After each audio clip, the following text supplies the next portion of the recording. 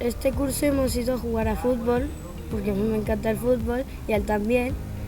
Hemos también ido a la playa a caminar por el mar ahí sin zapatos.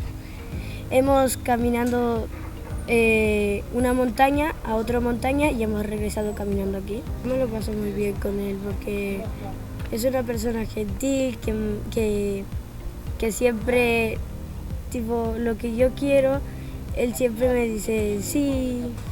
He aprendido a tener la calma porque antes no tenía mucha la calma.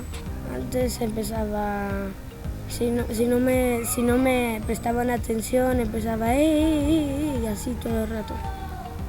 Yo lo trato como un amigo también, sí. Un amigo.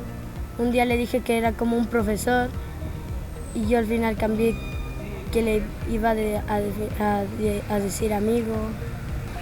Yo pensaba que esto del tándem era que estaríamos todo el rato aquí en la biblioteca leyendo libros, que nos ayudaran. Era como un refuerzo, pensaba yo, que eran refuerzos de catalán, de mates y todo eso.